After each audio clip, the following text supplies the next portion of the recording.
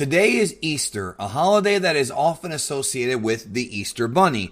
And when it comes to Dragon Ball, there is quite a very dangerous bunny, very dangerous bunny that exists in the world that Toriyama created. And that is, of course, TONINJINJA, otherwise known as Monster Carrot or Boss Rabbit. And the reason why I say he's dangerous is because he may have the most dangerous technique in Dragon Ball that a mortal can use. And I'm talking about the Monster Carrot Magic Touch, a move that might be able to earn him a victory against almost anybody in the world of Dragon Ball. Let's discuss this on this edition, this very special edition of the Technique Guide.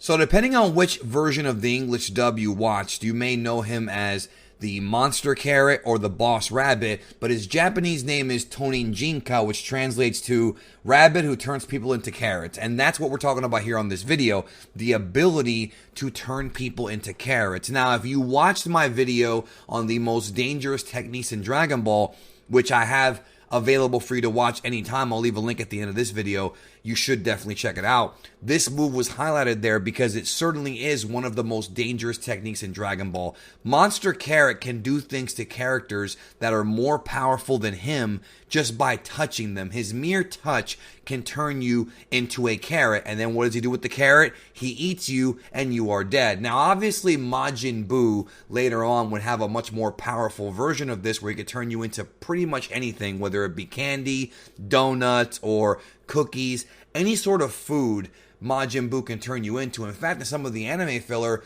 Buu can actually transform things into inanimate objects as well. But the big difference is that Majin Buu is a demon, whereas Monster Carrot is just a mortal who has this incredible ability. We see him do it in his very brief time in Dragon Ball, very early on in the story. Now, on this video, I'm going to be focusing on the technique specifically. There's actually a very interesting backstory and lots of lore that goes back to lots of Asian mythology and things like that when it comes to TONINJINJA, but I will save that for another video because there's a lot more to delve into there. But when it comes to this technique, essentially the way that this works is all he has to do is make contact with you and he will instantly transform you into a carrot and eat you. Now, Toriyama was inspired by the legend of King Midas. Now, King Midas, for those who don't know, was a character in fiction. It's a fairy tale where he could turn anything he touched into gold. Now, in this case, it's a bit worse though, because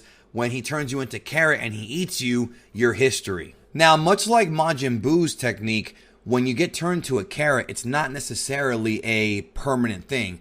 All he really has to do is raise up one of his leg and clap twice and say pon pon, and you can get transformed back into your regular human form. This provided a major challenge for Goku early on because he knew that being a martial artist and being physically powerful was a bad idea against Boss Rabbit, so you had to pretty much try to outsmart him. Besides just having that technique, the video games like Dragon Ball Origins and Dragon Ball Z Attack of the Saiyans have given him an ability to make these carrot grenades that he can actually throw at you and they explode. But that's not in the original manga and it's not part of his original story. We don't really know if he received any sort of martial arts training. He seems to be pretty agile and he can jump pretty high and can do somewhat athletic things, but we don't know anything about this character or his origin when it comes to the martial arts sphere.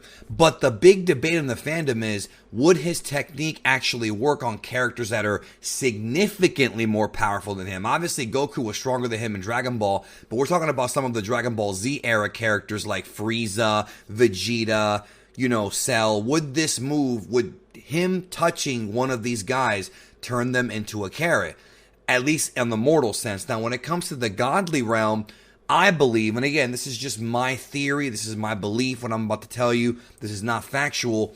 I do not think this technique will work against somebody like Whis or Miras or any of the Grand Priest Angels. This is not going to work on them. They're a league above everyone, as many of you know.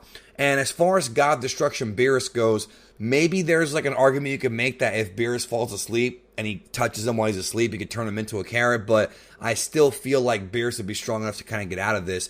Same thing goes for probably Dragon Ball Z late series characters like Majin Buu, who is a demon, thus he's part of the God hierarchy just on the other side. And it's also kind of hard to believe that this move would actually work on somebody like a Vegito or a Gotenks. Obviously, Dragon Ball Super is just way beyond TONINJINJA's abilities, but again, I can't confidently tell you that it won't work, because it may actually work. If you have skin, if you have particles, this guy has the power to manipulate these particles and turn your entire matter into a different kind of matter. And to me, that does matter. Get the pun? So TONINJINJA's ability is very strong, very dangerous, and one that does deserve to be reminded of for everybody here on this Easter day in the Dragon Ball Technique Guide. Now, obviously, during the time that this character appeared in Dragon Ball, it was very early in the series, and because of that, you have to remember that the early parts of Dragon Ball were mostly just all comedic. They're mostly just gag manga stuff, so you have stuff like gag manga characters that can do feats that don't make any sense. Like, for example, in the early parts of Dragon Ball, Goku can actually destroy manga panels within the manga. Things like that that are just fourth dimensional, fifth dimensional powers. That's just stuff that we saw in those days. So it's easy to believe that Monster Carrot's abilities make him a gag character. And I wouldn't go so far as to say he's a full-on gag character like an Arale, but he's got an ability that can be considered a gag ability. And if you know about gag abilities, you know that these are the most dangerous of them all. So again, to reiterate, I don't think it's going to work on the gods, but I think a lot of the mortals, maybe up until maybe even like the Frieza arc, I think it would actually probably work on Frieza. But how do you get to Frieza? You have to sneak up on him, wait for him to fall asleep. You can't do it in combat because Frieza will just blow this guy up in 2 seconds. But if you sneak up on him and hit him with the move, it could work. And I think it would work on those characters. But when talking about gods and things like that, I think at that point, this rabbit is cooked. Leave a comment if you disagree, or if you agree, let me know what you think about the magic of Boss Rabbit, the magic of TONINJINJA on the Technique Guide, and I will catch you in the next one. Have a great day.